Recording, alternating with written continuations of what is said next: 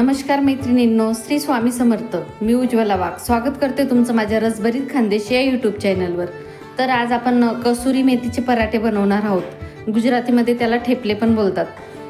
3 वाट्या गव्हाचं पीठ, अर्धी वाटी कसुरी मेथी, थोडी कोथिंबीर, 2 टेबलस्पून धना पावडर, 1 टेबलस्पून जिरे पावडर, 1 टेबलस्पून ओवा, हाफ टेबलस्पून लाल तिखट, थोडी हळद, 5 ते 6 टेबलस्पून तेल, चवीपुरते मीठ व इकडे घेतलंय मी 3-4 हिरव्या मिरच्या, आले व लसूण।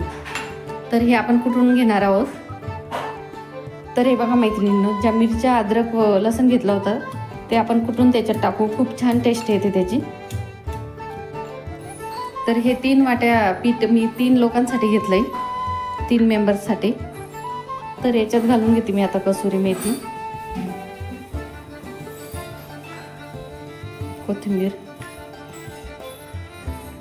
धने पावडर जास्त घेते मी, छान टेस्ट येते, टेबलस्पून बारीक केलेलं जिरं, लाल मिरची पावडर ऑप्शनल आहे, मी फक्त कलर यायसाठी टाकली आहे, असे आपण हिरव्या मिरच्या घेतोच आहे।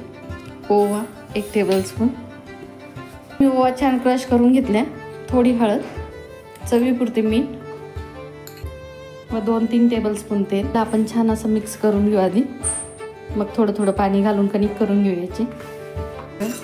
शेवटी आपण ही पेस्ट केलेली ती टाकून घेतली व आता थोडं थोडं पाणी घालून आपण छान याची कणिक करून घेऊ।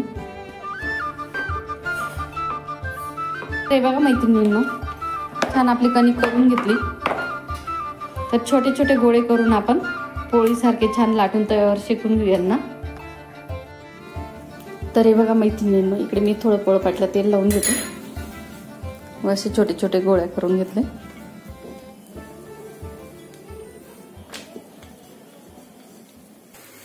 थोडं थोडं तेल टाकून छान याला आपण भाजून घेऊ दोघं साईडने। ओल्या मेथीपेक्षा कसुरी मेथीचे पराठे खूप टेस्टी लागतात। ओली मेथी थोडी अशी कडू कडू लागते म्हणून मुलं खात नाही, तर कधीतरी हे पण बनवून बघा मैत्रिणींनो। हे बघा दोघं साईडने छान भाजलं गेलंय।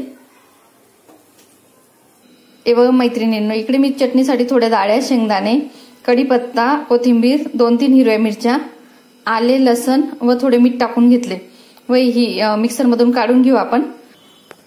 तर हे बघा मैत्रिणींनो, मी थोडं पाणी घालून त्याला वाटून घेतली व थोडं 2 चम्मच दही टाकून घेतलं त्याच्यात। आता थोडं तेलात मोहरीचा तडका देऊन मी याच भांड्यात टाकून घेणार आहे, मग छान तयार आहे आपली चटणी। तर मैत्रिणींनो, माझ्या चॅनलला सबस्क्राईब केलं नसेल तर नक्की करा। धन्यवाद।